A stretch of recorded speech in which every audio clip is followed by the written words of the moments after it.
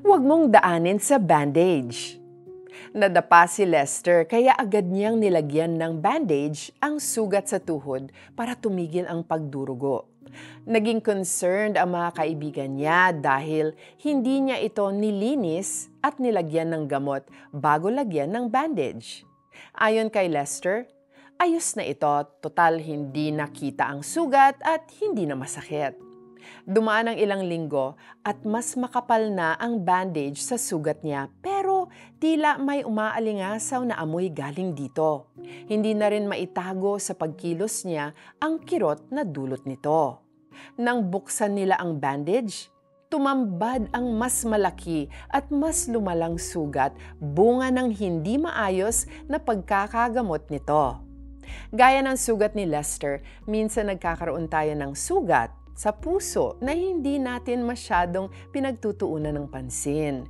Maaaring mga simpleng masakit na salita na narinig natin noong bata pa tayo o kaya'y betrayal ng mahalagang tao sa buhay natin. Either binabrush off na lang natin at hindi inaamin na nasaktan talaga tayo sa sitwasyon para makamove on tayo. Pero gaya rin ng sugat ni Lester, aalingasaw ang baho ng nakaraan kapag hindi nagamot ang sugat na ito. Whenever we get offended or experience a painful situation, huwag tayong gumamit ng basta bandage lang.